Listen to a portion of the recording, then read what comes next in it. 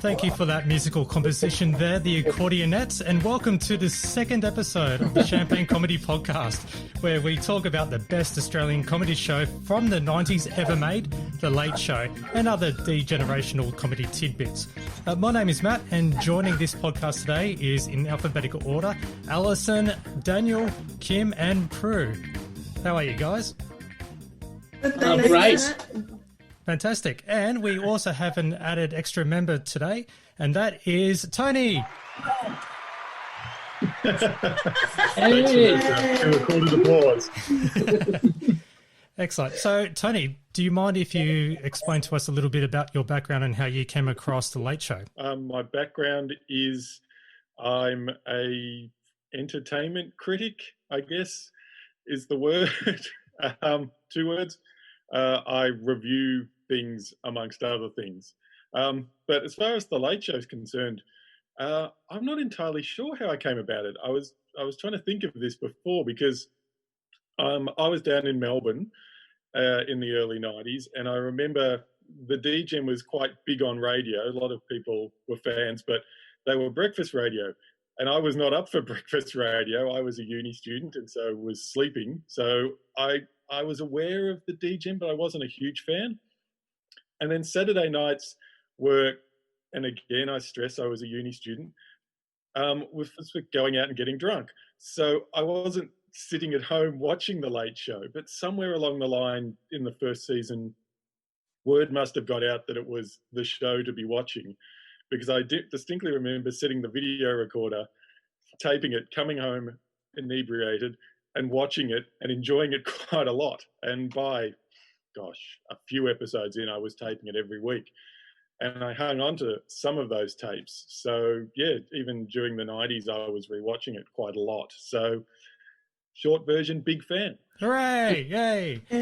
You're all like us. Just before we go into this episode, thank you everyone for downloading the first episode, which was in 2 bits, because we didn't know how long we were actually going to run the first time. We are going to do a bit of house cleaning, which is from episode 1, positive feedback from everyone.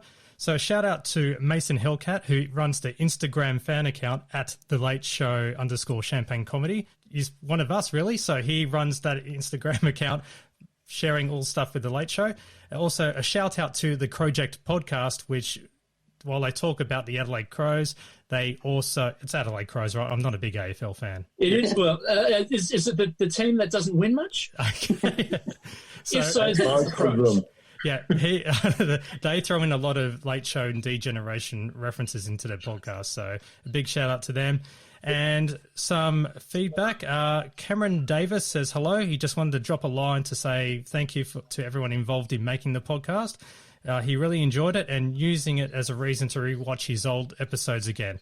And he looks forward to more episodes and more memories to flood back. So I'm glad that we've hit that bit of the, I think it's the hippocampus of the brain. I learned that from Breaking Bad. Now, I sent everyone an email of a screenshot. He wants to point out that he noticed in Commercial Crime Stoppers in episode 1 that there was someone that was in one of the ads for the pillow. Now, everyone's got the email in regards to the Commercial Crime Stoppers segment of episode 1, where he says that there's someone in it that looks like John Doyle / Roy Slavin. So that's why I sent the image, yeah. Now, I don't know about you guys, but it's a good look-alike at least. I don't think it's him. It does look like him, but I feel like he's got too much hair, rather, you know? Yeah. Yes, I think that was sort of a standard look in the early 90s. I think every third blonde guy. And no, just that particular hairstyle. It's very weird. It's swept forward, isn't it? Sort of. Yeah, it's like a rectangle in the front of his head. Yeah, we'll share that image on our Twitter page. Also, just some extra notes too with episode 1. It turns out that Doncaster is shopping town. Oh, Doncaster shopping town. Yeah, or upmarket All shopping right. centre for When- those in the northwest. Yeah, when I can go more than 5 kilometres from my home, I'm going out there to recreate the poster scene. Yeah, sorry, I said northwest. I meant northeast. So a big thanks to Shannon Gill, Scott McPhee, Felicia Murnane. I apologise if I said your name wrong there. And also Daniel Hotmans, Scotty Boy 742 on Twitter. And also the Channel 9 pilot, this is where we've made the mistake here. The Channel 9 pilot of the Late Late Show on Channel 9 was recorded in 1990 and not 1991. So apologies for that. And a big thanks to Scott McPhee who pointed that out, which, that goes into the bin for us, isn't it? Excellent. Thank More God we nerds. were only 1 year off. I Regular wasn't here for that episode. Well, there's your excuse, Tony, that's for sure. All right, so... That explains why they do look a bit younger, because they look sort of slightly too younger than, for like a 1 year gap. A 2 year gap makes more sense, I think. Yeah, the hairstyles are totally different. Yeah. And also, Prue, found the mystery Tony lookalike that you met at the Dick Liquor. Oh, really? Yep. So Cool. Peter Phoebe, who said that he may be the gentleman that you were talking about that you had bumped into there. What a memory. Well done. Yep. That's all the throwbacks, really, and thank you very much for downloading. And we only expected a couple of, double digits, but we got a bit more than that. So, Okay, I've got just a quick correction from last episode as well. Right towards the end of the episode, if you made it that far, we were talking about Duran O'Brien playing like a kid reporter at the end of a John Hausen interview talking about the youth training wage. Sort of the forerunner of Work for the Dole, pretty much. We didn't really talk much about that. But anyhow, I think we mentioned at the time that we thought he might have been playing like a young Kerry O'Brien. But basically at the time of that episode, Kerry O'Brien would have been doing Late Line, whereas it looked like the Houston interview was coming from the 7:30 report, which would have been hosted by somebody else. It was Paul Lynham at the time, wasn't it, on the 7:30 report? Was it Paul Lynham? I'm not sure who it was because at the time the 7:30 reports would have all been state-based as well, Yeah, rather than one national program. Yeah, the Melbourne one was Paul Lynham, I think. well, that would make sense because of the future episode where Rob the Yeah. So essentially the guy's not playing a young Kerry O'Brien. Yeah, Kerry would have been hosting Late Line from Canberra at the time of the episode as well. So it's probably Duran's probably not the son of Kerry either. Now, also, I decided to have a look at the episode of Blue Healers that Duran O'Brien is in there, because you can watch all of Blue Healers on the 7 Plus website. You go to extraordinary lengths for us, Daniel. You really do. Another small erratum, for some reason, it was the AustralianTelevision.net website where I found the cast information. So the episode Duran's in, it says it's Season 3, Episode 38, but on 7 Plus, it's Season 4, Episode 28. But anyhow, I had a look at the episode, and it's set during Halloween. And both Duran and possibly a fellow sibling turn up as Halloween kids doing trick or treats at Mount Thomas Police Station. Well, I actually got a big box set down here in the corner, so I could always drag it out and go through every episode if you want. Oh, That is dedication. Keep talking, I'll get it. 1 sec. Oh, my God. he's about to do some weightlifting, ladies and gentlemen. I feel like this is a cue for everyone to disclose what their craziest box set is. Gosh. Hold on. Here we go. Oh, my gosh. God. How many that's discs in that behemoth? 134 discs. Oh, my God. Thanks to Viavision for that. So they're madmen, yeah. This is the punchline of the story. Well, there we go. Once you've gone through all of the Late Show, you can go through all of Blue Healers there. And we'll have a podcast just dedicated to each episode. We'll see us through to the next century. Yeah, I'm busy that day. So anyhow, according to the credits of the Blue Healers episode, Duran O'Brien turns up as Halloween Kid 1. So I did see them there, but unfortunately, because it's Halloween, both of the Halloween kids are wearing full face masks. They were ahead of their time. I can't really confirm that it's them, really. So I'm probably sure that it's the same one that played the young 7:30 reporter. Champagne Comedy Podcast regrets the error. And regrets the time that it's taking to explain exactly what's going on here. Yeah. And I'll throw in some Ripper albums as well as prizes. There we go. Oh my God. Yep, that's thanks to the Record Market in Scarborough Street in Southport and on the Gold Coast. Don't worry, I paid for all that. Anyway, so that's all done. So if there's anything else to report, we might as well get into episode 2, correct? Oh, gosh, I think I'm going to have to interrupt again. Do we want to go through what was on the other channels at the same time?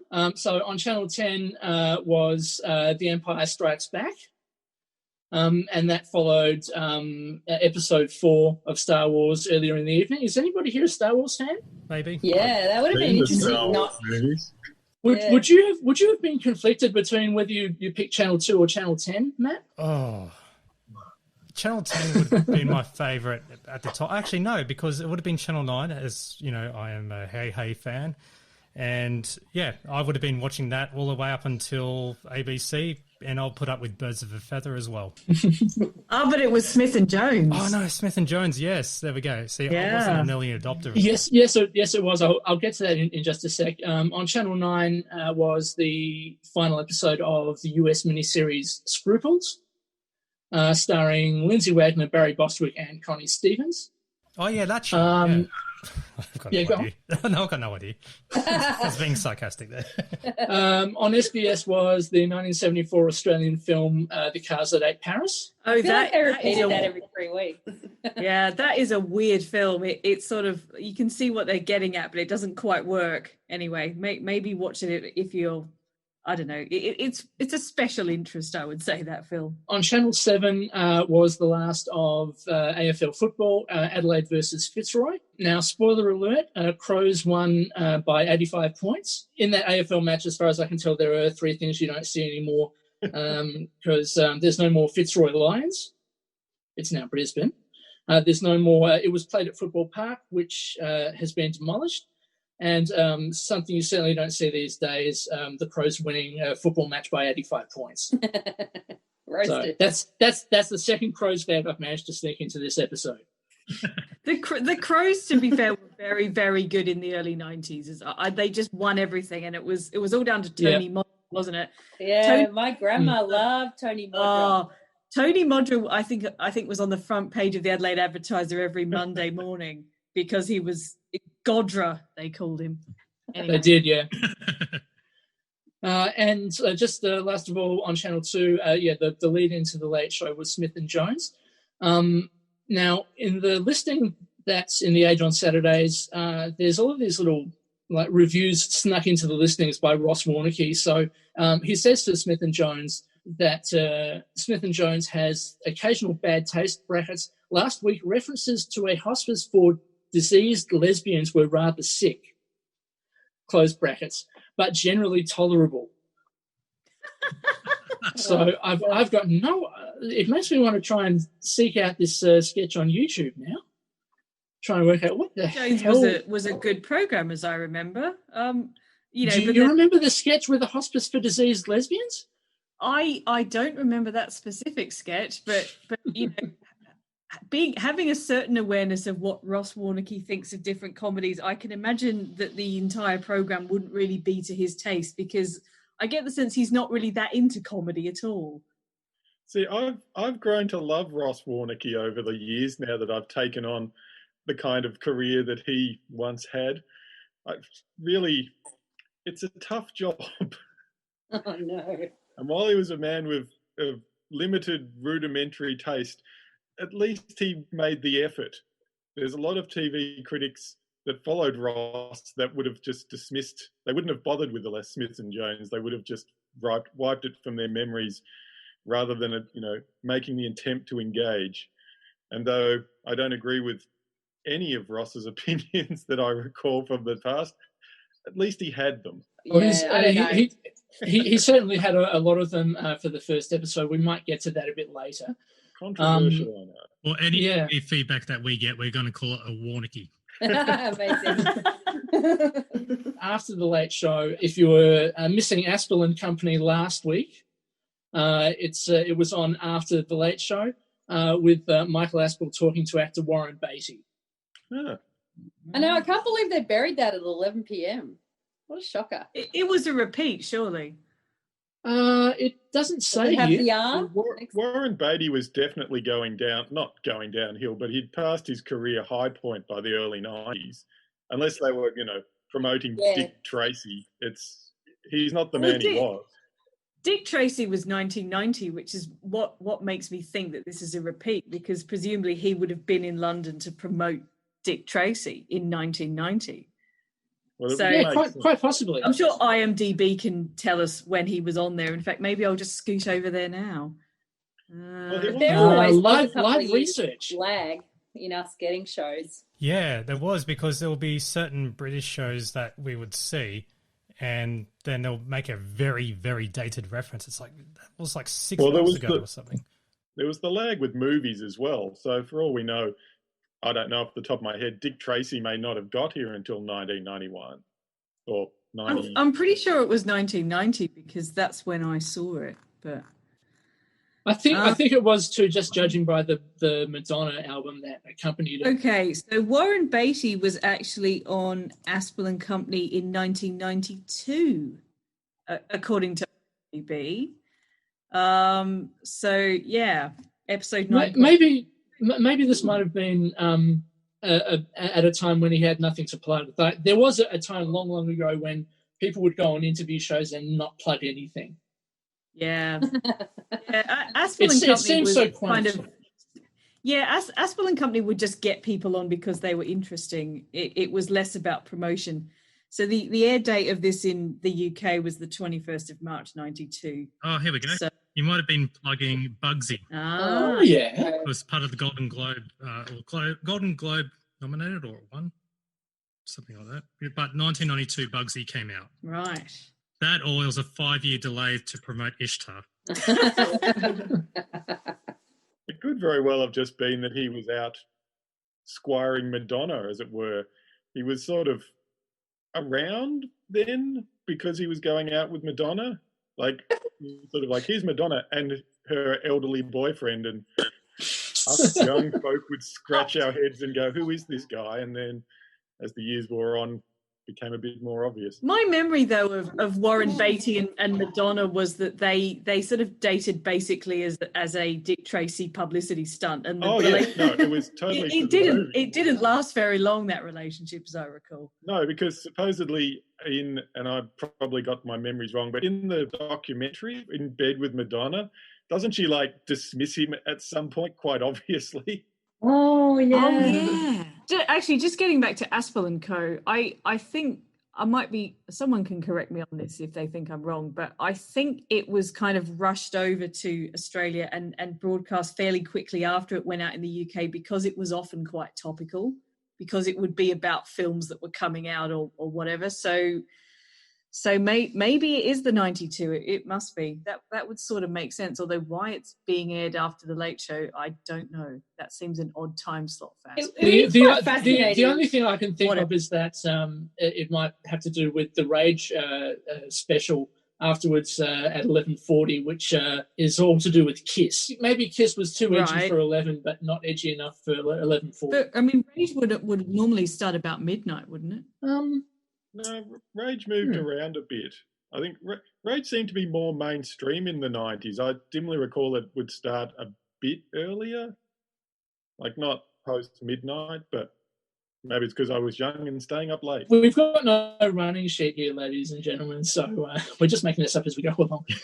So Ross Warneke had quite a long column in the next Green Guide after episode 1, mostly talking about maybe reading a good book rather than watching the Olympics, but he took time out from that to talk about that even the new ABC offerings didn't have much going for them. So this is part of his review. Mel Smith and Griff Rhys-Jones are back, as outrageous as ever, but the D-Generation's new live D-Gen The Late Show following the Brits at 10 p.m. is a disappointment. There were signs of hope in last weekend's premiere, the skits on presidential hopeful Bill Clinton and the poseurs who have emerged in recent weeks to claim long and lasting friendships with the late Brett Whiteley were hilarious. But otherwise, DJ and The Late Show had about it the feel of a poorly resourced undergrad review. Scripts desperately in need of pruning, cheap shots at predictable targets, Prince Charles and the Pope, and a tendency to confuse irreverence with offensiveness, as in the joke about last week's horrible incident in which a pony's head was nailed to the door of a Melbourne nightclub. Pity, because TV needs a vibrant live show late on Saturday. DJ and The Late Show, at least in its present form, lacks vitality. Hey guys, this isn't radio. And there is no variety, just skit after skit after skit. The show needs music guests and some feeling of it really being Saturday night. Last week's show could have been recorded on Thursday morning. In the meantime, how about a good book? Unquote. So I remember that review as being much harsher than what you've just read out. At the time, I remember it being quite sort of, I wouldn't say scandalous, but people were sort of appalled that he was taking this massive swing. But from what you've just read out, I'd kind of go, oh, yeah, you know, I don't agree, but he could have gone harder. Yeah, I think a lot of what he says in that actually I would agree with. I mean, it does have the feel of a poorly resourced undergraduate review because they make there's a lot of technical errors in the first show and they make mistakes. So I think that's reasonable. And they do improve a lot in episode 2, which we'll get to shortly.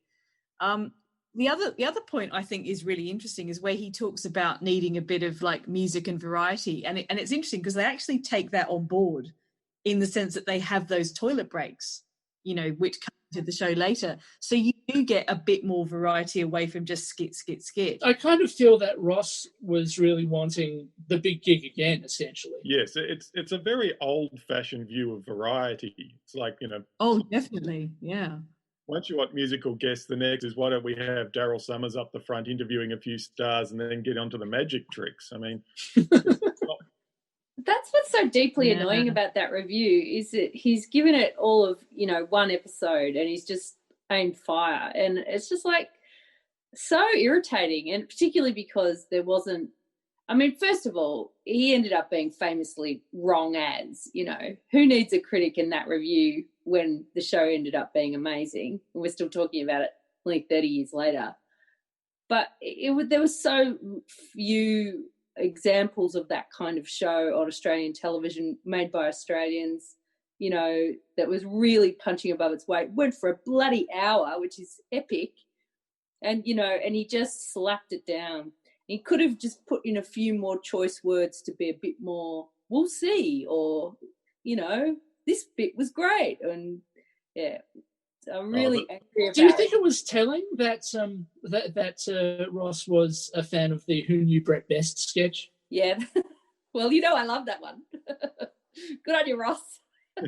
I mean, I think what that shows really is that Ross Warneke, as Tony said before, is over a lot of things. You know, he writes about sport, he writes about arts programs, he writes about comedy, drama, documentaries, lifestyle programs. He's writing about everything. So he is sort of across it all. So it just shows that he's literate in the form of television, I think. I think this is a harsh review, but I also think, as you know, it's an out of date attitude as to what comedy variety is. And actually, you know, there are problems with the first episode of The Late Show, and it gets better over time and it becomes, you know, what it's going to be. But if you're reviewing the first episode, you don't know what it's going to be. So this is a reasonable reaction to one episode of the program. But also his attitude is quite old fashioned. He basically wants the two Ronnies, which, you know, pauses the sketches so they can have some kind of sad variety act on. You know, it's an old-fashioned point of view, and they're coming at it from a younger, fresher angle, and he just doesn't get that yet. Yeah, it's very much the kind of review you expect a show like The Late Show, which was sort of looking forward and established a new sort of trends and era in Australian comedy in a way. This is the review you expect to get from a show that is actually out there breaking new ground and doing new things. If the critics had been on board, it probably would have been nice for, the DGen for a couple of weeks to get some glowing reviews, but it probably would have been a bad sign that they weren't making the kind of show that they should have been making. Oh, a bad review is a good sign. Well, for this kind of thing, you want to be ahead of the reviewers. You want the reviewers to be sort of struggling and saying, well, hey, it's Saturday, it's set the benchmark. Why isn't it doing that? And you want to be the show that goes, no, that was 5-10 years ago. This is what people want now. Yeah. Hey, Daniel, did he give it a star rating? No, he didn't. Like it's sort of just a regular column that he would do about everything in TV, really. The only sort of overall sentiment is back on his critical look on Saturday, where he puts next to the listening to The Late Show, plenty of room for improvement after last week's premiere. Because the only thing better than a 5-star review is a 1-star review. That you can take to the bank. That's gold. I feel like that's a dangerous thing to say when we're looking for reviews for our podcast. Yeah, but they've all been 5 stars so far. Yeah, 5-star reviews, please. Yeah, I've had some 1-star reviews and they're not fun. No, but they're funny. On that note, we'll get straight into episode 2 of The Late Show if you wish to discuss it. Yay! Episode 2, July 25, 1992. And so the opening is the graphic display of what's coming up on the ABC TV, No Road to Barcelona, and it's all about the rejected athletes. Yeah, I like this one. I like Flicking wet towels. The wet towels, yeah. That's a recurring theme in some of their skits. Not so sure about the dwarf throwing. I know, it was opened with a pretty dodgy gag, that one. At least a little bit like Shit Scared, you could tell that it was a dummy being thrown. Yeah. All right. Okay. So, it wasn't really much to that one, was it? Yeah. It was just pretty straightforward visual jokes of Mick shooting a street sign or a kangaroo on the street sign, flicking wet towels, and how it wasn't an official event. So after the opening credits, which we saw some snippets of episode 1 inside that is mixed in with the unseen pilot episode, we have Mick and Tony opening up the show by talking about the look of the Gulf War, number 2. And Mick's stylish outfit, which I think he rapidly sort of phased out the attempt to look sort of early 90s spiff and went back to flannelette shirts. That is a weird jacket. I can't remember. What was he wearing? Oh, he was wearing a jacket. Yeah, it's like a weird foam jacket with vertical pockets. Yeah. Yeah. I don't even know what that is. And he had a skivvy as well. A skivvy, yeah. Oh, they all love their skivvies. Yeah. Yeah, Mick was. I'm just having a quick look at the screenshot here. Yeah, it's sort of like a tan jacket with a black skivvy. You'll see a lot of skivvies, especially in season 1. I don't remember skivvies being a thing in Melbourne anywhere outside of The Late Show. Yeah, they didn't get in there. Yeah. Yeah, and it's Only too the soon for sharp video skivvies clips. are back, so I remember you used to be able to buy skivvies at Safeway for $3 because we would put them under our school uniform in the winter. yeah. The fact that they were all wearing Safeway skivvies. That maybe shows you how much of a wardrobe budget they had. Yeah, I guess not much has changed. That's probably high fashion now compared to the budgets. Well, it's very much a sort of Melbourne in winter look. I mean, looking at what they were wearing, it was like that's what poverty-stricken university students were dressing like that then. They really do sort of have that student review look in that they haven't, gone That's and so raided harsh. the ABC wardrobe. Don't you remember that anecdote from Tony Martin when he was saying, who was it? Someone got in his car and looked around, and in the back seat there were all these brand new shirts in packets because he just bought all these shirts so he looked different on every monologue. I think this was before he realised the wardrobe department could maybe dress him. I'm not sure. It's really interesting watching this this stand-up segment from Tony and Mick in this episode because, compared to the previous week, it's a lot longer. They seem to do about a minute in episode 1, and in this one they go on for several minutes, and by the end of the series they're doing about 5 minutes up the front. But there's some nice gags in this one. Stillman Norman Schwarzkopf went back to his job as a storeman, which made me laugh quite a lot. And there's a reference to, Steve Izad, and they say, and we won't be crossing to Steve Izad in Barcelona. And there's quite a good reaction to that.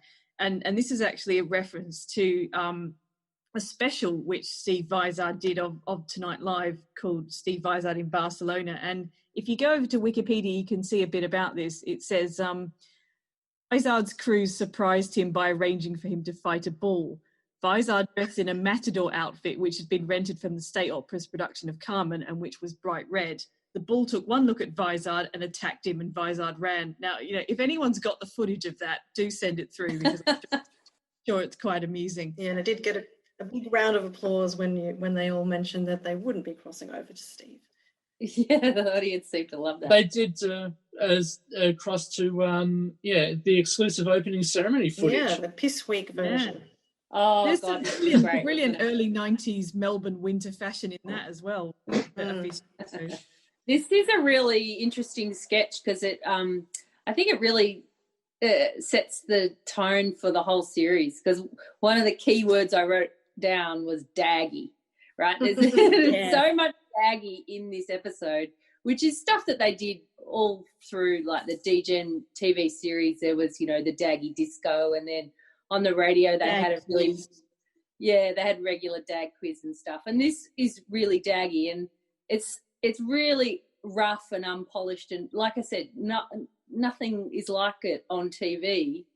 And just the whole thing, it's so Piss Week, and obviously they went on to do Piss Week well, but I think this is a really great start to that whole Piss Week genre. Yeah. It's really, as Prue said, it really sums up their aesthetic, and like their approach to comedy is really just, let's do things really pissy. I mean, I remember when Frontline started, there was a lot of people who were really kind of puzzled because the Late Show guys were doing a show seriously. This was like a proper show, whereas everything they'd done before then had been them taking the piss to some extent out of themselves, as well as whatever they were, making fun of. And to have them suddenly do a show that you were meant to take at face value, it wasn't them, the sets weren't going to fall over or Rob's wig wasn't going to fall off, was really quite jarring initially, just because there'd been 10 years or so of them going, we're filming this in our backyard, we're wandering the streets, knocking on shops, that whole approach, just throwing stuff together, but being daggy. But you had some similarities. They really embraced that dagginess. Yes. Although I'm also reminded of the Tommy Cravat Jr. sketches in the D generation as well, for that sort of level of Piss Week, dagginess, whatever you want to call it. Yeah, that's very much the pilot for Piss Week World, isn't it? I was just going to say there were some similarities to Frontline in that, you had Santo behind the camera just doing that handheld feel where it's just a bit unpolished, and you don't have those, the sets that you see in those high budget shows. So you had that kind of unpolished feel in Frontline as well when you had Santo behind that camera, which I think was one of the first types of shows where you got that kind of aesthetic. Yeah. But big shout out to Jane's dog in this sketch, because it was really funny the way. And then I can't believe they introduced chickens. Like, did they separate the chickens and the dog? They had the chickens in like sort of boxes, didn't they? So they'd obviously rented the chickens for the afternoon. Yes. Well, bought them down the market. Again, pointing to the credits at the end of the episode, Michael Hirsch is listed as chicken wrangler. Maybe they were his chickens. The other line I like that's from that is put out there by Tony Martin, saying, "We do not condone bullfighting unless there's a couple of ratings points in it." Well, again, is that a reference to Steve Steve reference? Yeah. Oh yes, I hadn't thought of that until you mentioned. Until you mentioned Izad in Barcelona. Yeah. Well, straight after the opening was the news desk with Tommy G, and he introduced a few stories such as Bosnia War Olympics and his odd, splicing in of really random footage, but a few jokes fell very flat on this, that's for sure. Bit awkward to watch. Yeah. Yeah, it is a bit awkward. I don't know if anyone spotted this but there's a bit of footage of Saddam Hussein shaking hands with a load of kids, and it reminded me an awful lot of that famous last footage of Hitler where he shakes hands with all the little Hitler Youth soldiers. Yeah, but anyway, if you know your Nazis. The end of that bit where they spliced in someone doing like a Three Stooges kind of, I don't know how to explain it verbally, but that was actually really funny because originally I thought, oh, this is going to be some dodgy, misogynist thing that I don't know how I'm going to feel about it now, but it just was a Three Stooges gag, and I was like, oh, thank God, Yeah. It's just silly. There's nothing else to it, really. Yeah. Do you know, early 90s Australian comedy is just crammed full of references to Bill Kelty, and every single one of them references his crazy curly hair. I have to say that to this day I don't really know who Bill Kelty is, apart from he was leader of the ACTU. But it's the curly hair is the only thing I know about him. I wasn't sure if it was Bill Kelty or Brett Whiteley. Probably the same wig. Yeah. After the Bill Kelty bit was a quick story about Daryl Braithwaite in court fighting his managers, and brings out his 5 more in a row. Always goal. Yeah, they didn't give that enough airtime. It was like a 2-second bit of Rob in this witness stand doing his mic thing, and I'm like, the setup required for that. He's gone to hair and makeup for ages, and then it's just on for like 3 seconds. And it kind of dies as well. Yeah. Not a strong punchline. We have the Western Australian man who's selling his kidney. Santo releases the whole commercial about it. All about livers, heart, and everything else. This was a pretty funny performance by Santo, and he really went for it. Like, it was really gross, like pulling all these like bloody organs out of his dressing gown. I was just like, ugh. Again, another fun day for the props man there. Yeah. But just going back to the audience being flat, I think it's probably worth saying right up the top, and this adds to my studio audience wild conspiracy theory, but they were shit. They didn't give this show anything. They didn't laugh at anything. They were flat as a tack. And at the end of watching this whole episode, I just felt really down. And the audience just was not generous. And I feel like that has to be said before we mention it another 28 times that nobody was laughing. It's so annoying. How would they have recruited that audience so early in the show? In the series, would that have been an audience that knew they were coming for the late show? Well, they had the recruitment thing at the end of the last episode, didn't they? They had Tony Martin and his grandmother sort of hawking the tickets. So we assumed that they were people who had seen the show and wanted to come. Well, that's part of my conspiracy theory, is that maybe they just took what they could get, and then realised that it wasn't helping the show. Like, they needed maybe friends and family, or I don't know, whoever, to sort of boost it a bit more. Although I think we'll find out as we rewatch them whether or not that's true, because it was probably real. They did do a call out, but as you know, I have no faith in there ever being any tickets available by 1993. There just wasn't. The next part was Lisa Curry-Kenny. Do you have your image, Kim? Oh, yes. Lisa Curry-Kenny. She was obviously on the Olympic swimming team, which was a bit of a disaster for the swimming meet, apart from Kieran Perkins, which I remember staying up at about 3 a.m. to watch. But apart from him, no one else got any gold medals, and she failed to qualify for the 100-metre butterfly.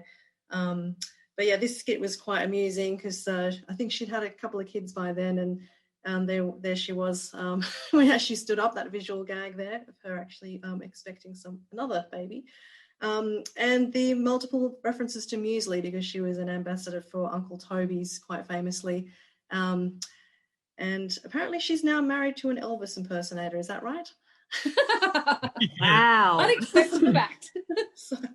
Yes, but yes, this is my 1992 new idea that I'm holding up now, and there's a little bit about the opening ceremony there, and there's a photograph of the swimming team there with Lisa Curry-Kenny at the far right of that image, which we can put on our Twitter if anyone's interested.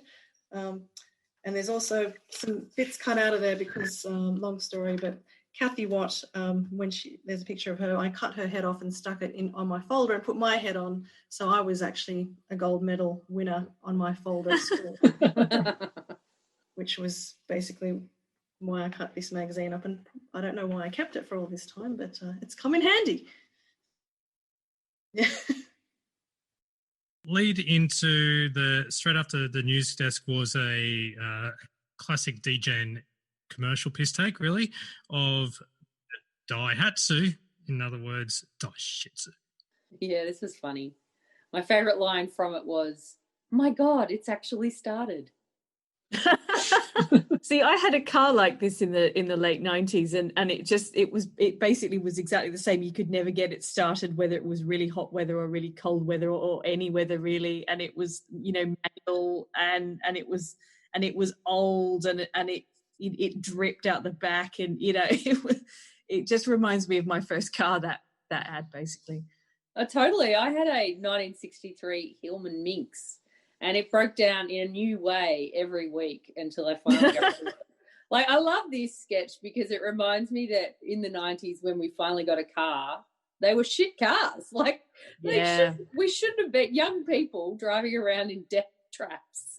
Yeah. Yeah, I think I mentioned last week my first car was a Daihatsu Charade, but it was a 1991 model, so not like that was a hatchback. But it was so flimsy that the bonnet, I remember it just bent just with your hands. You could just actually bend with your hands. Wow. That's how flimsy it was. But it actually served me quite well, to be fair to it. It lasted right until about 2011. That's good. One was a VP Commodore 1992, which ran to the ground, got up to about 250,000 K, and then it died on the way on Milpera Road back home, where like a $10 bit of tubing inside the engine exploded and nearly caught on fire in peak hour. Wow. Oh, I love a car on fire story. Yeah. So we obviously got out, so that's okay. Yeah. So we had the Daishitsu with powerless steering, V3 engine, AM radio, super responsive long range antenna, which was a coat hanger. Shaped like Australia, of course. Yes. Imitation vinyl seats, partially carpeted floors, one-wheel suspension, optional braking system, volitionary controls, exhaust pumped back into the car, and it needs jumper leads to start. So that sounds like an everyday car today. Yeah. Yeah. Okay, so what we've got next is Rob and Mick coming together to talk about the Olympic Village design, which was made out of, well, Mick's original plan was it was made out of milk cartons and Milo tins. The missing Milo tin because there was still a little bit left in the can. Here's the thing which I found very interesting about this one, where the reference where they were going on about Jimmy Hannon. Yeah. Is all Club Yarrawonga. Oh, obscure reference. Yeah, tell us about Club Yarrawonga. All right, now, if you subscribe to this podcast, I released a little teaser during the week. It was just the tiniest little grab. Now, what it was a snippet of Jimmy Hannon's Club Yarrawonga commercial, and I've got it right here. What you'll love about these condominiums here at Club Yarrawonga is that it's all here.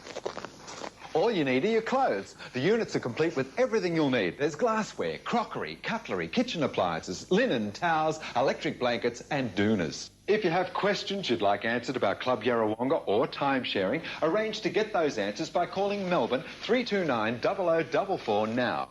We can arrange a cost-free overnight stay or a day visit. Get the facts on beautiful Club Yarrawonga.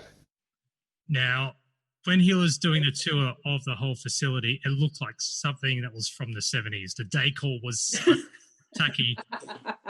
It was gorgeous. It looked like it had been all rubbed down with gumption. So that's what Rob was going on about with everything with Club Yarrawonga. It was all Jimmy Hannon being the face of Club Yarrawonga with these commercials from the 80s and the early 90s. Yeah, their obsession with Jimmy Hannon is like a bit of a yoke around their neck, I reckon. Like, this gag bombed, obviously the audience again didn't really respond.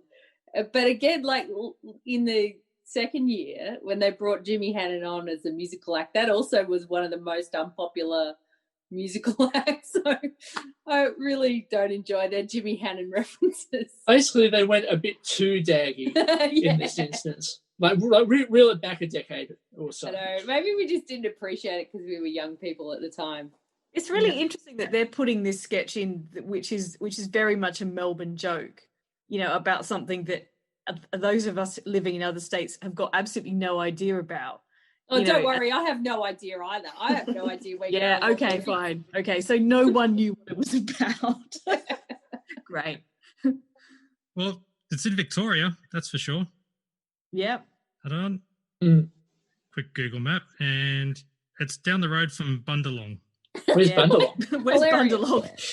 Okay. It's along the New South Wales Queensland borderline. It's probably a couple of hours drive from Albury. Oh, okay. So nowhere near Cobram. Near Cobram. It's directly on the borderline because it shares a bit of water. Yarrawonga Regional Park, and it's along the Murray River. And okay, go Lake Mulwala. I don't know. I am not a local. So is the timeshare scheme still running today? Yeah, it is. So if you look it up, it's a golf club resort in Mulwala, in New South Wales.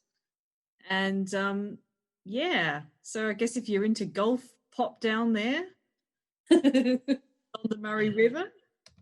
That's all I can tell really from this website. But yeah, Yarrawonga Mulwala Golf Club Resort.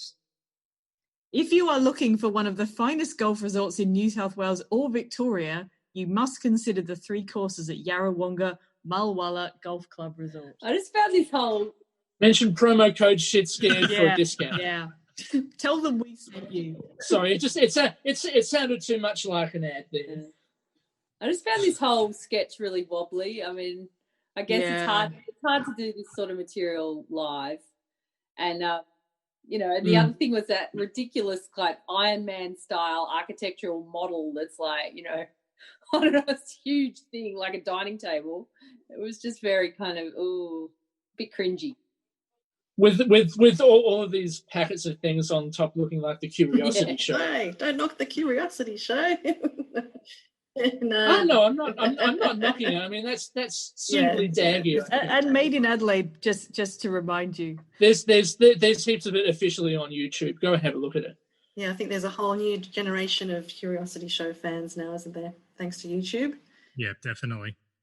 So after the really dodgy Olympic village design that Mick tried to put together, now Jason presents the anniversary of the landing on the moon, which has Santo playing Michael Collins, who sat in the module on the moon, couldn't go outside or anything, while he spoke to Neil and Buzz while they walked across the moon. Now, this one was a very... I think it really missed the mark. It should have been a really short bit, but I guess it was just filling in time. Oh, really? This is one of my favourite things that Santo does, actually. I think it's really, like, you very rarely see Santo get cranky or petulant like this. and he just dives right into it. And I also love that it's quite innovative. Like, it's just in order to create the space module, they've just gone sideways on the TV gallery panel. So it's just this amazing sort of innovation. Yeah. just have Santo basically sort of lean his head at an odd angle into the TV. Yeah, it was actually quite true to life because he didn't get to see them on the moon because he was the only ride home for them, so he couldn't actually see Buzz and Neil on the moon. But actually, when I was reading into it, it seems that there were no TV cameras in his little console either, so he couldn't even see the landing himself. So he really was in the dark, and it took him a couple of hours to orbit the moon as well. So there was a time where he could see nothing but blackness when he was on the other side of the moon, and then he went around and saw them.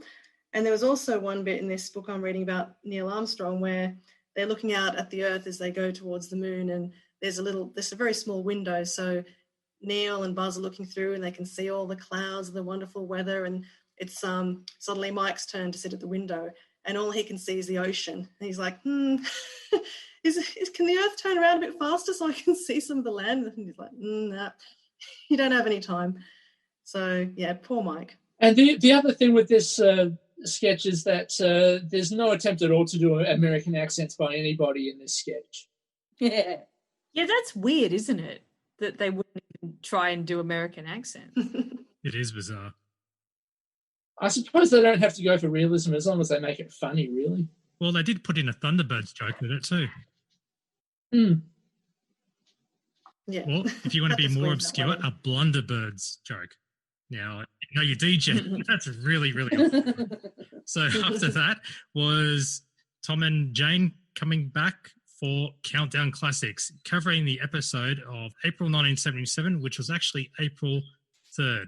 And I happen to have the 100th episode of Countdown as well, so I watched it as well. It was pretty bad, and it really didn't have to describe too much because all of that was pretty much legit, how Molly was not...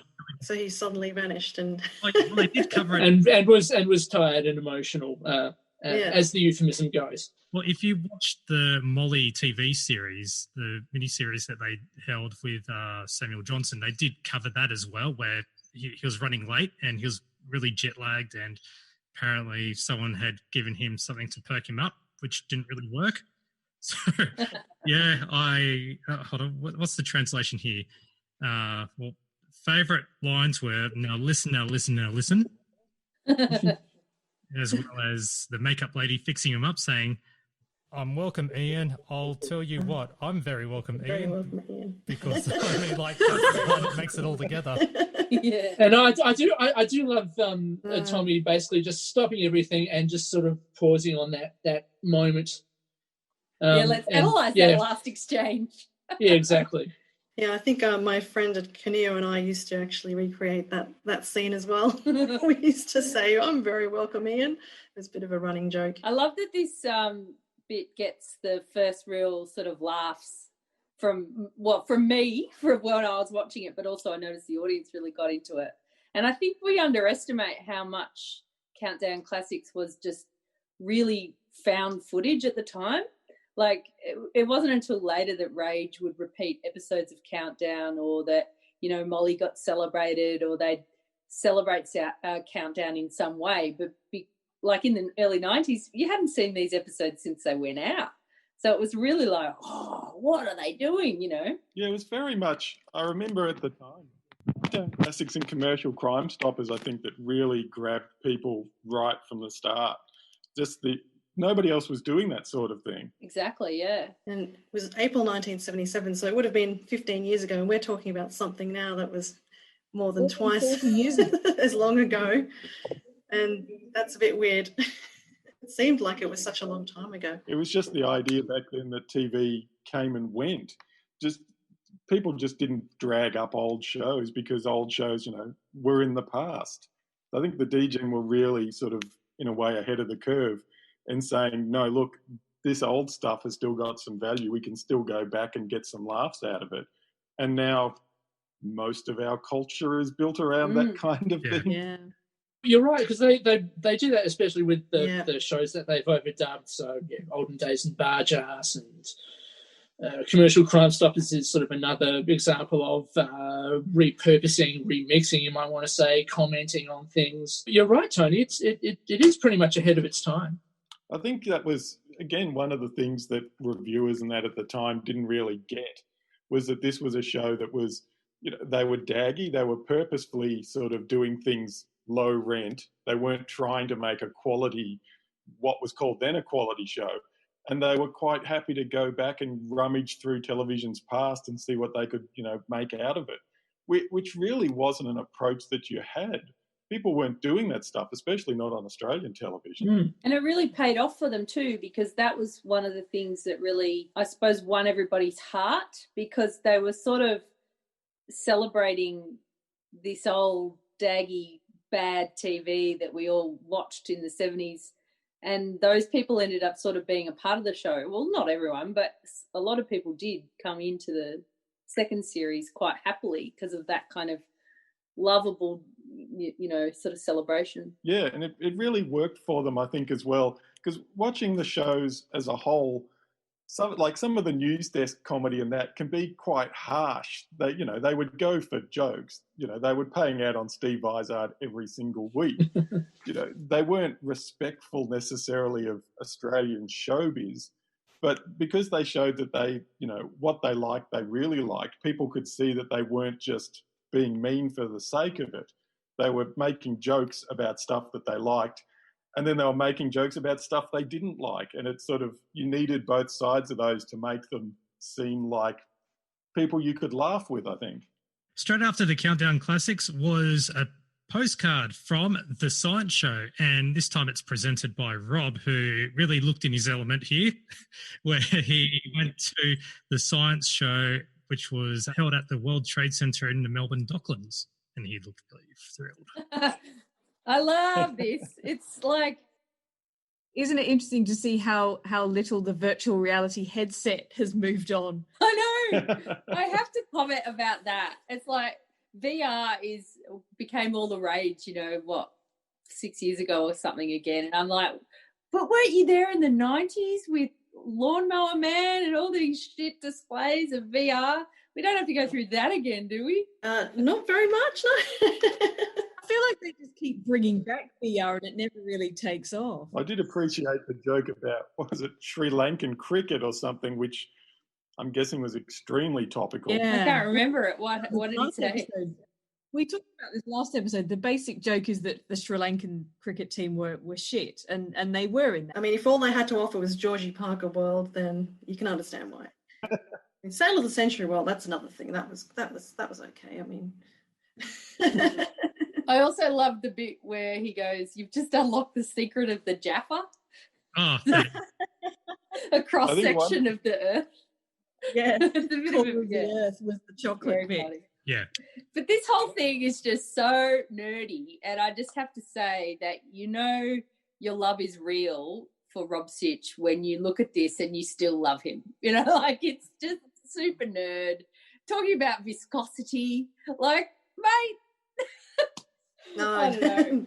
One of the things I think came across really well in that segment was just how daggy everything was in the early 90s. I mean, the big science projection, it's with an overhead projector on a screen and the guy's holding it up himself at the end of the exhibit. It's just like, I guess everything was like this back then. Well, but school was like that. We have PowerPoint when I was at school. Teachers would literally have an overhead projector with those clear slides that they would write on with a pen. Yeah, that's right. Yeah. If you had my teacher, he actually spat on a tissue and wiped it off. Oh, I'm not sure if I actually had someone like that. And it's probably a bit young, but overhead projectors at schools, right? Yeah. And they would show like physical reels of film in class as well onto screens on actual real film projectors. That was how this was before the internet, I've got a bit of I don't know if this is something that someone told me years ago. They attended a science fiction convention in the early 90s in Melbourne, and the Late Show crashed it, and sort of I think they were recording one of these postcard segments, but they obviously didn't get very much good material, so they never aired it. But if anyone's got any info on that, I'd love to know more. Yeah, shoot us an email, champagnelateshow@gmail.com, or Twitter, TLS Champagne, either way. So straight after the postcards from the Science Show, we have Tony doing a bit of stand-up, which tend to be a little bit of filler as well. I enjoyed this. I liked the reference to Senator Robert Ray bursting naked out of a cake. And what is? I have to say that I forgot who Senator Robert Ray was, and I was reminded by Wikipedia that he was a minister in the Hawke government who was quite a large gentleman. So I suppose the idea of him bursting naked from a cake being quite amusing in the early 90s. Well, didn't Tony say somewhere along the line that he basically used these segments as a way to practice his stand-up? Like he wasn't... Was he doing a lot of stand-up before The Late Show? I don't know. Yeah, he was. I was too young to go and see him, but he and Mick kind of really got the Prince Patrick Hotel comedy nights booming, because they were the big acts, and also the Gershwin Room down at the Espy in St Kilda. So Yeah, 91 was their big year for stand-up. Well, with his stand-up for this, he was talking about how the Sydney's bid for the 2000 Olympics was in a bit of strife, and Melbourne's 1996 bid was a bit shoddy, and that's where he also came up with his poem. Does anyone remember the poem for the Olympics? I've just got Guess the Olympics. You lost the Olympics. Kiss them. Gives the Olympics. Go on then. Go on, gives it. I'm wondering if this was inspired by Giss a Job, which was the sort of, there's a British program in the early 80s about unemployment, and there's a famous line, Giss a Job. I don't know whether that maybe was the inspiration for that, but knowing Tony watching a lot of British comedy shows and dramas, definitely I'd say that would have been inspired. But hey, I can be proven wrong. Tony, let us know. Hint, hint. Yeah, the program was called Boys from the Black Stuff, and there was a famous scene. It's a British drama from the early 80s about unemployment in the Thatcher era.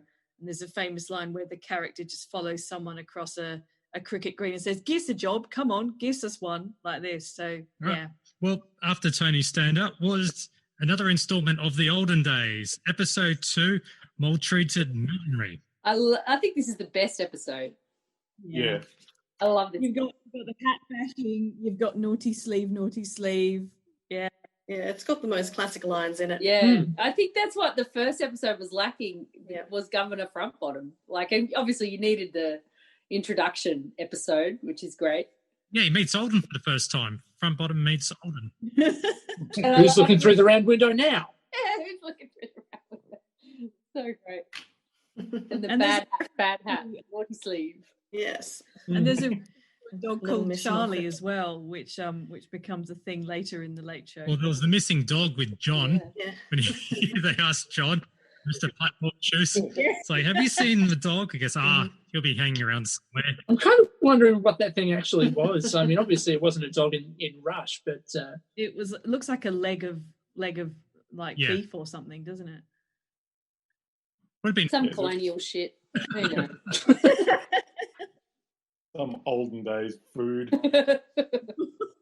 Just some meat. I remember at the time, the olden days was great, but then later on realizing how much work it must have been to put that together. It's just for a show at the time that just seemed to be, kind of slapdash. They were doing a whole lot of piss weak comedy. To realize that, they're behind the scenes, there's all this work they're putting, must have been weeks worth of stuff just to prepare the olden days.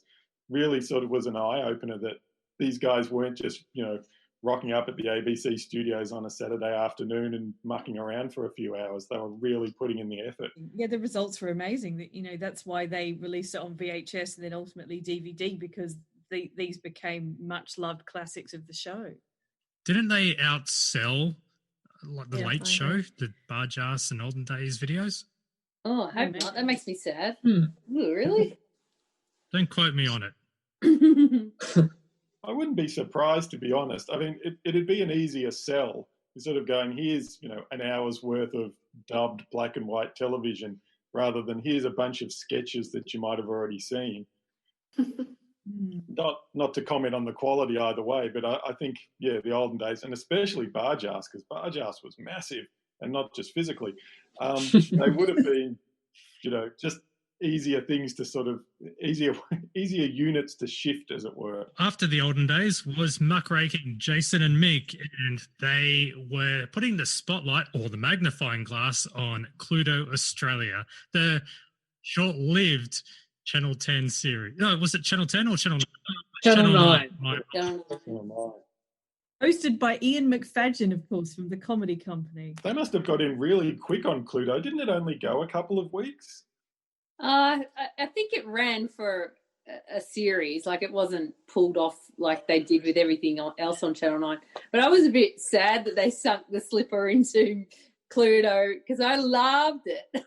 And actually, I think, fuck it, I don't care. I love Cluedo, because where would you get those sort of hammy theatrics nowadays? No way would any TV station ever invest in a show like that ever again. They just make some reality crap. I'd much rather they go and make some weird little Cluedo program. So much better. Wasn't Cluedo like Ian McFadgen's big, he staked everything on the success of Cluedo, and that's why we don't hear about Ian McFadgen much these days. Yeah, and he's a little bit odd now.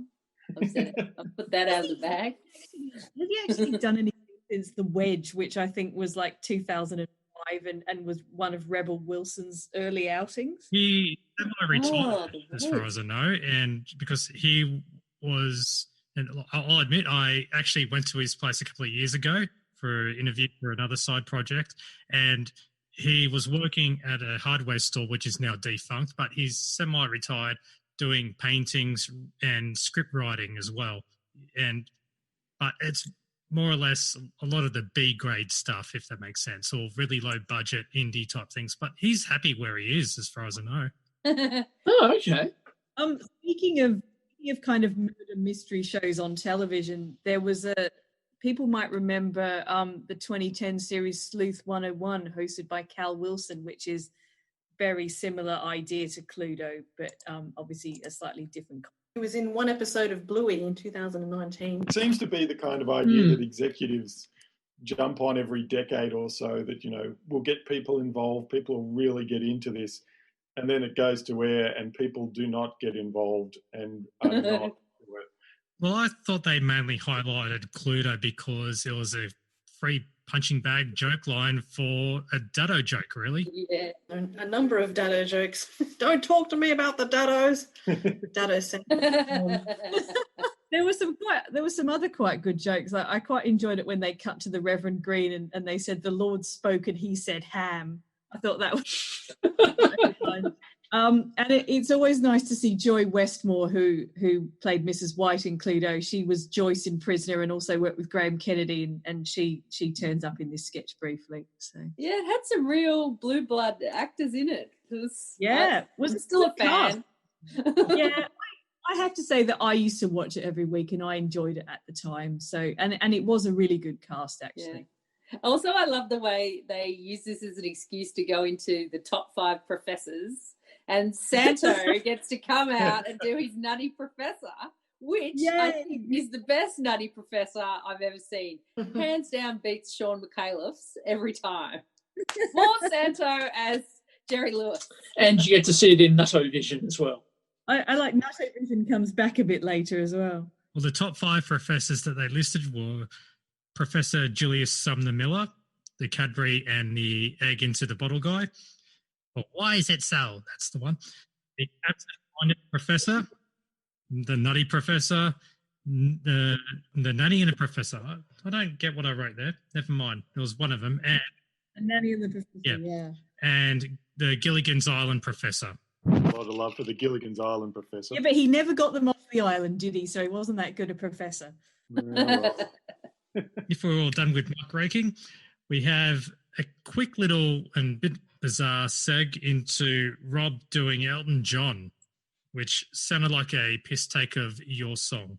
Again, this was one of the things that really stood out for me as something you would do early in the series, where you would go to all this effort for something that was like a minute long, 90 seconds, and you just sort of think, you've only got so many hours in the day. You really need to, if you're going to dress up as Elton John, you need to get more than that out of it. Yeah, it's like a hangover from the radio maybe, where it would have worked really well on radio, but this one, it's on telly, and they have really put a lot of blood, sweat and tears into that 1 minute or whatever it is.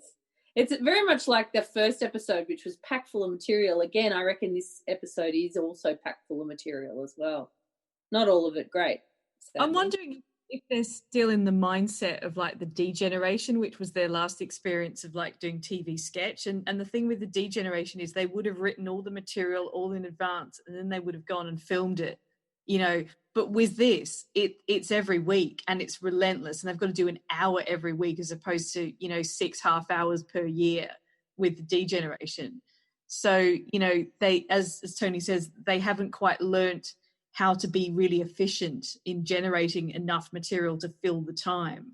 So they're still learning. When you think about how much effort they've put into, you know, get the Elton John look right, Whereas, later on in the series, you just slap a wig on Rob and get him to, gurn and break character, and you get so many more laughs out of that. Yeah.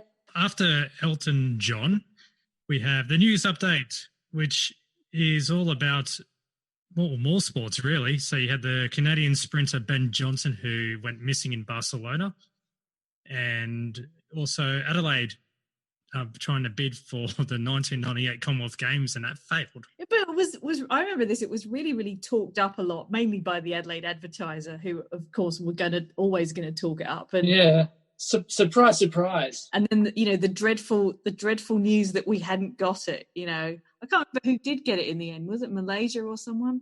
I can't remember. It's the same with every Commonwealth game. Yeah, Malaysia won because they were also trying to work out, they couldn't hold the Fat Blokes Marathon. Triathlon. That's right. Which involved ruse shooting, darts, betting, which Malaysia doesn't have. And their triathlon was, and this is awkward, the hanging Australian citizens forcing the foreign minister to suck up and abducting young children. Ooh. They very much Fine events.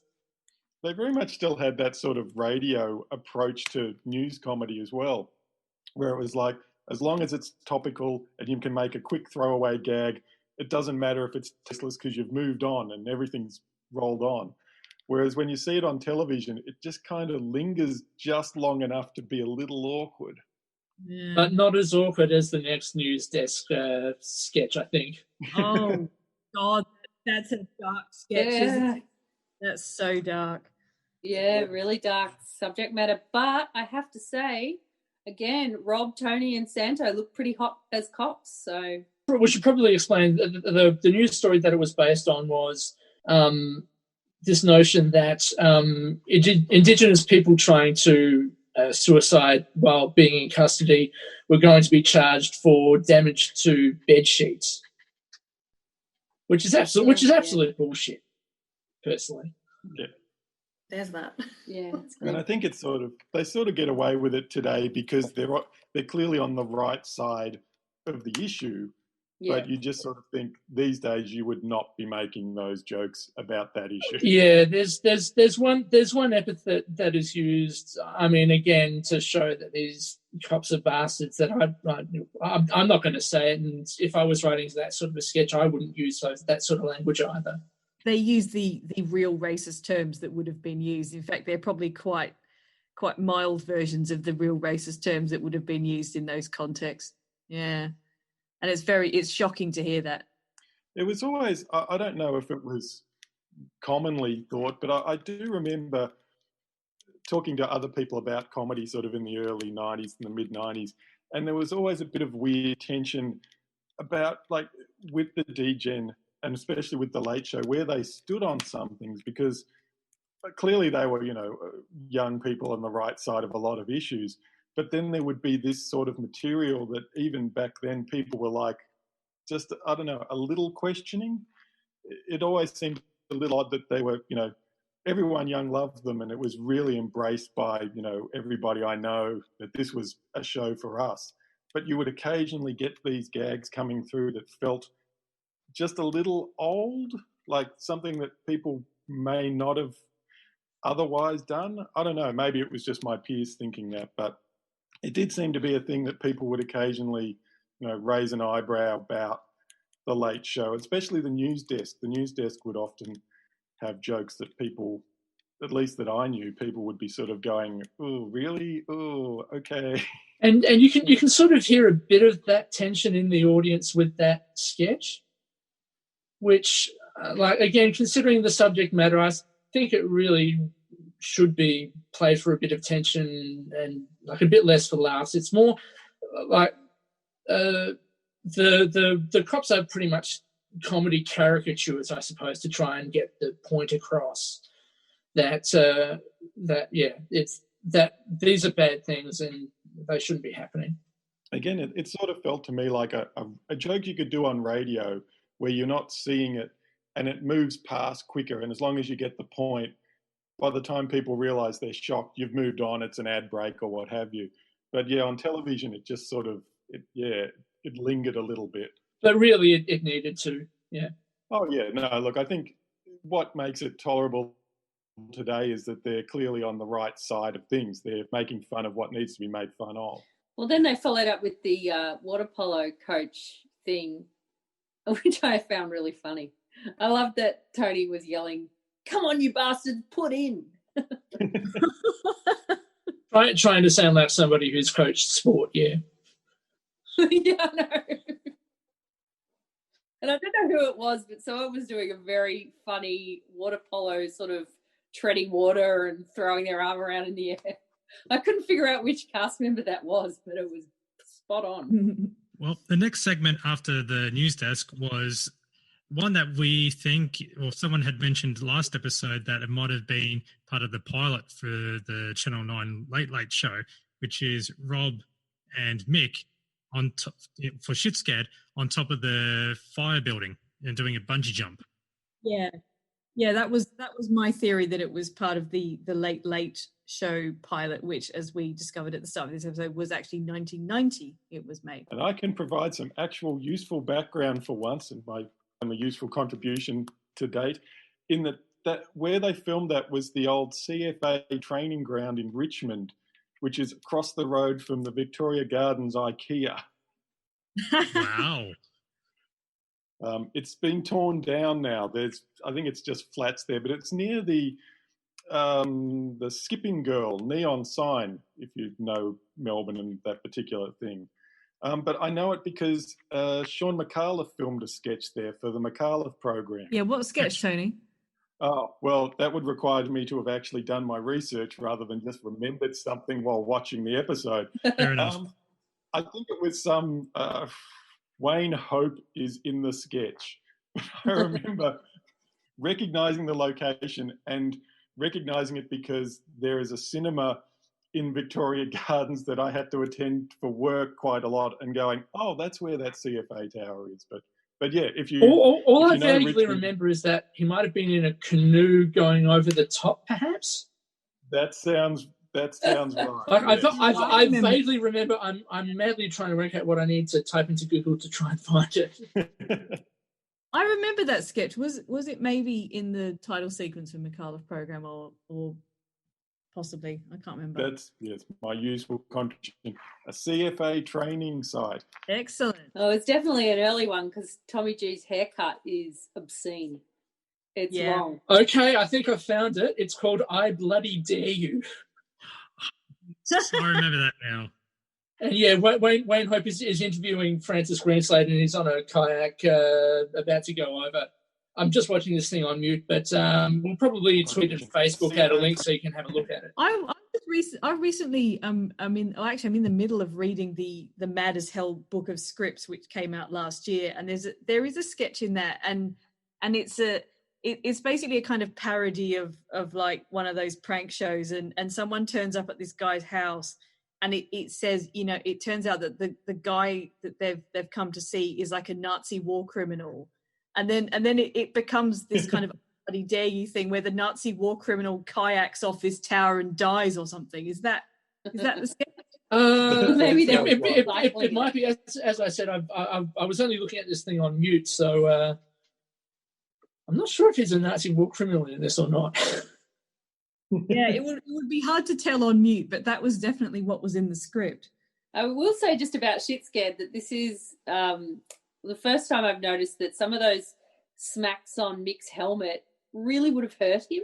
Like there's some real inertia going into that hefty blow. I thought, oh no, poor Mick. And then also this is one that ends with Tommy G also giving him a bit.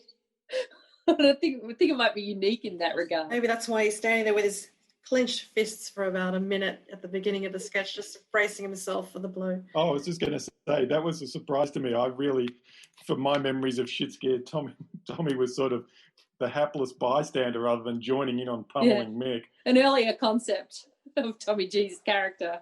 But also I did notice again, and I do notice Tommy G more in the rewatchings because he was someone I sort of blanked out. Very rude of me as a 16-year-old, but I didn't notice him as much, but I do now. And I think some of his microphone work in Shit Scared is hilarious. Like, if you just have another pass at Shit Scared and you just focus on Tommy, you go, what are you doing? Like, it's really good quality. After Shit Scared, we have Commercial Crime Stoppers with Santo and Mick. Yes. I was about to say Jason for some reason. And so they got feedback about the medieval fair from episode 1, but they think it's a bit of a fraud because it didn't have hear ye written on top of the letter. And Margaret Dixon from Albury submits an All Tools ad. I love the shot of the one where one of the younger bloke is in the wheelbarrow and they're all pushing him along and kind of singing along and dancing at the same time. That is just the nadir of that sketch for me. I love it. Yeah, it's so catchy. It's catchy. It's a good jingle, but just very cheesily acted by those 4 blokes in khaki shirts. And I think by the second season, when they had Sandhurst Machinery, and that was sales went through the roof when John Farnham took that on, and I think All Tools maybe not so much, but I think it definitely gave him some publicity. Yes, and which they lead into saying 1 in 20 Australians may suffer from psychiatric disorder, and they mostly appear in their own ad. And that's when we're introduced the man Madonna, baby, what are you doing? Ken Bruce has gone mad. Ken Bruce has gone mad. Ken Bruce has gone mad. Ken Bruce has gone mad. Ken Bruce has gone completely mad. Sorry, just had to get that in. Had to get it out of your system. Yeah. Well, this was fairly late in the Ken Bruce saga because his twin sister Madonna took a while to come along, from what I remember of, the Ken Bruce saga going through the 80s and 90s. Yeah, there was a Ken Bruce saga, wasn't there? It was like he was going under, he needed help, so he was recruiting assistants. The twin sister Madonna was like, and then there was another relative at some point towards the end. I dimly recalled some other, like a third party coming in, taking over after Madonna had failed to lift sales or whatever. I went into his store a couple of times on Chapel Street, and I'm impressed that he had the money to make ads, because it really just seemed like a shed full of white goods. Oh, and they were shit white goods too. They were reconditioned. So it basically was just a terrible op shop.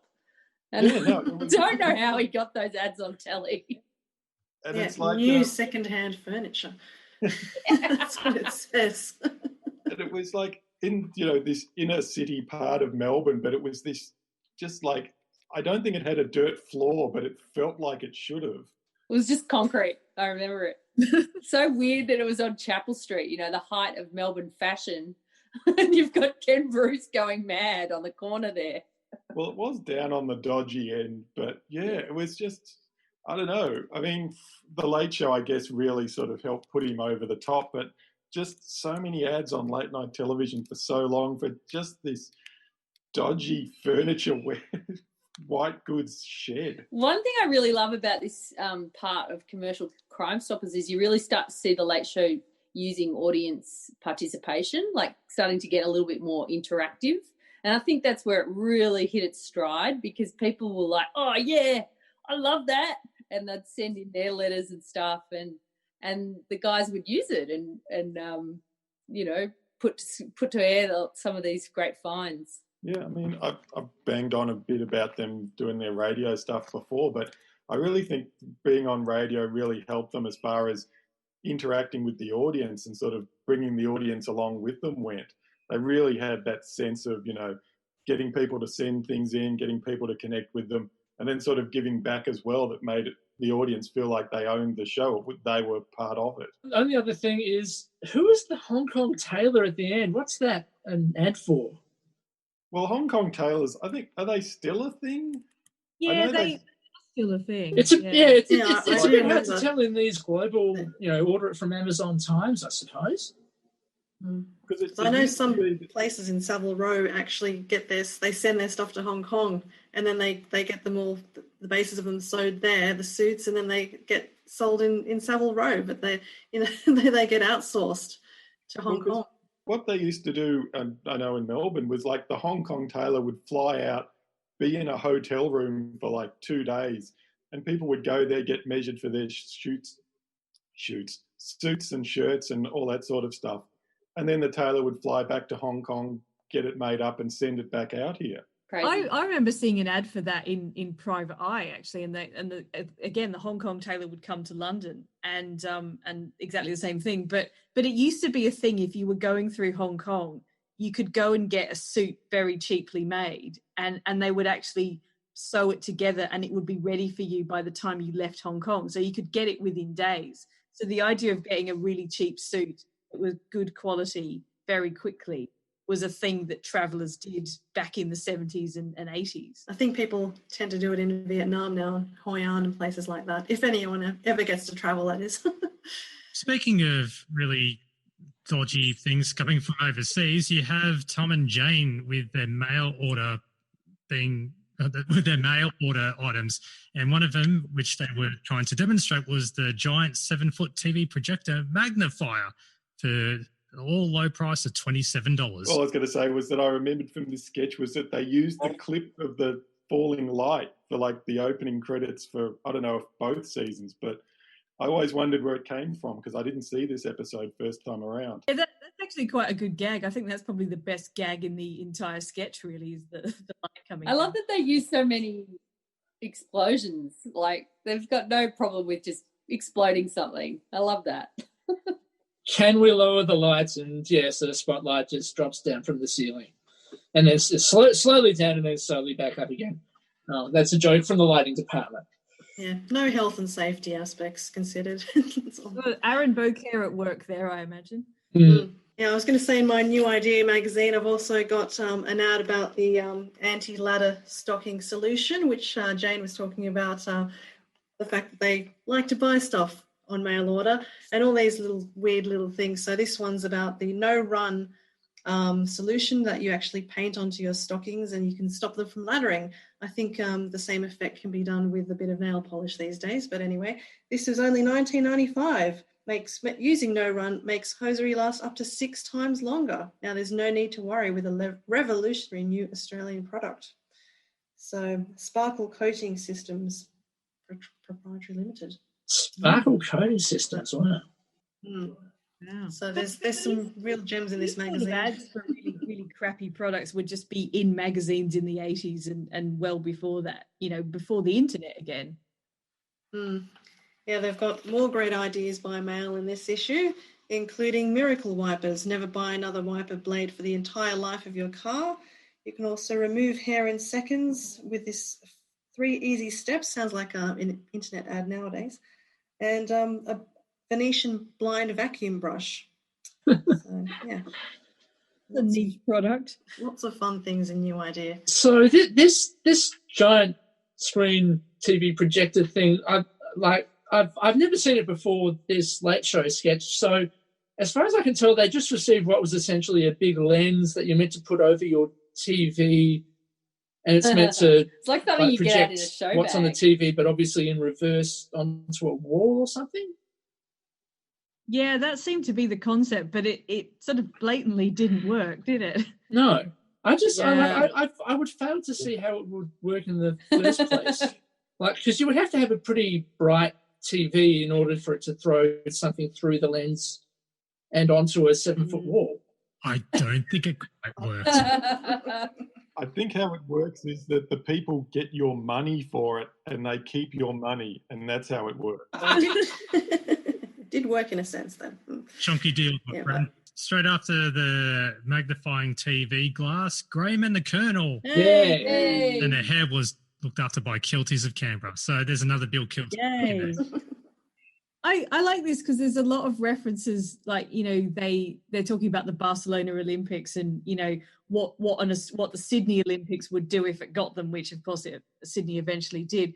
But there's loads of references to sort of, people and things that were famous at the time, but probably not so much now. So like the Deltones, who I remember there being ads on TV for the Deltones, various gigs and records, and I think the Deltones used to go on Hey Hey It's Saturday, if I recall as well.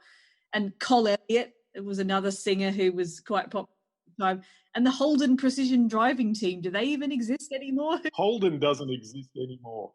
Well, yeah. I think they kind of exist like usually at this time of year, usually we would have the Royal Show happening in Adelaide, but obviously, like everything else, it's not happening this year. But usually we would have a precision driving team of some sort. I think they're Isuzu D-Max trucks now. Yeah.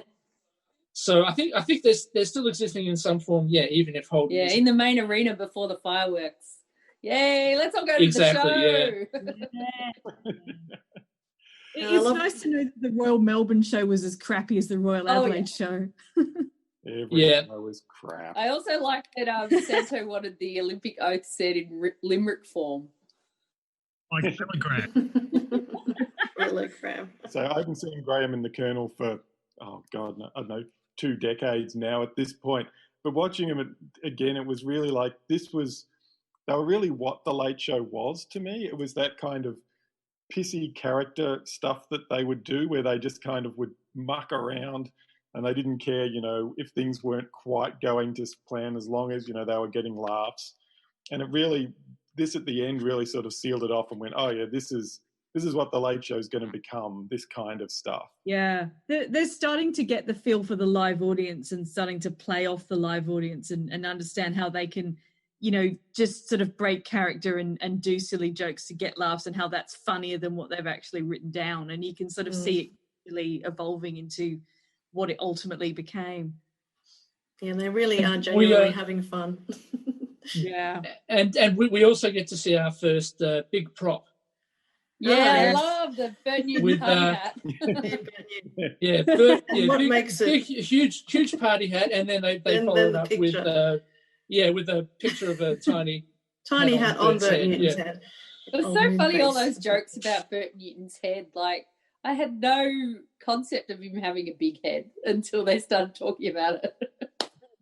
But he's a big man. I've seen jokes in early 90s comedy about the size of Bert Newton's head, though, in the way that about 5 years ago there were a whole bunch of jokes about bin chickens. There were just these kind of phases of jokes that Australian comedy goes through, and early 90s you would get Bert Newton's head being big.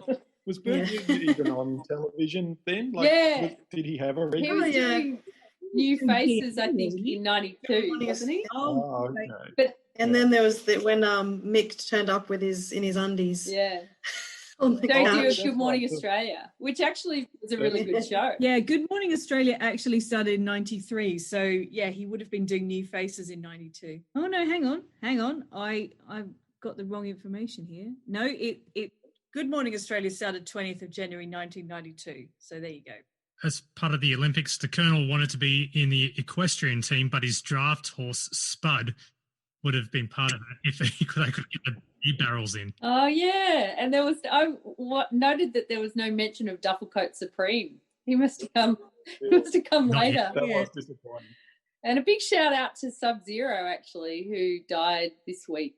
He was a lovely horse. I remember seeing him at the Cup a couple of times in the 90s. She called him a he, but it was a she, I think. When you say you saw her at the Cup, was she just like in the crowd? Yeah, she was I think they do this with mares. They calm other racehorses down.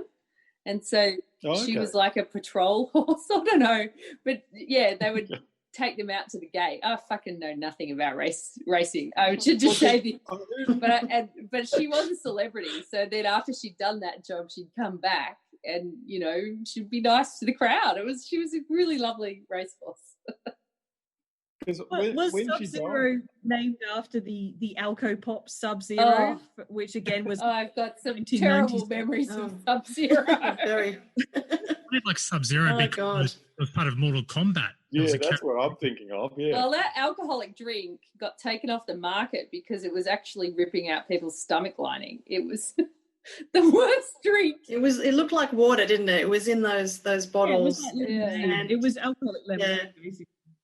I remember it being quite strong, but I did drink a lot of it, yeah. Anyway. That was all I was used to at university. I thought, the 90s was when kids were drinking vanilla essence or whatever. There wasn't... the kids were drinking anything they could get their hands on in the 90s. Yeah. Two Dogs alcoholic lemonade. Oh, God, I remember Two Dogs. We should move on before I am sick. All right, now we've got the closing credits. Worst album covers? Yes. Yeah, and was this all like subtext? Was it because I know they say, "Oh, shout out to our big fan Ross Warnocky" in this, and were all the other people that they shouted out to other critics? I have no idea. Well, I dimly remember something that, like, the first couple of times they did this, Tony just went down to the nearest cash converters or whatever and bought a bunch of bad albums, and then people would later start sending them in. So I don't know if all of these were ones he picked up himself. Yeah, it does seem like a lot of audience participation very early. So yeah, I'm sure they were ones they had lying around. Well, there was an Air Supply album supplied by an audience member in tonight's episode. So well, that's what we're wondering, whether that was real or whether that was staged. Here's the list of the albums. You had Tony presenting Wendell. There was Jane with Joe Hashem from number 96, and Jason presented Uri Geller with the album kind of bent and wonky. And Jason's actually there this time, as opposed to last episode, which I didn't even notice. Yeah, he's remembered to turn up. Yeah. Tom presented Neil Diamond Hot August Night, mainly because he looked like he was holding an erection. Mick had James Pegler for The Good Times. Tony had the Ross Warnocky submitted album. Sorry, I did quotation marks. I forgot this is podcast. It's not Jake Arthur Burton, Midnight Dance. And the audience member supplied Air Supply. The whole thing started. Tony again once presented, Max Whitehouse presenting.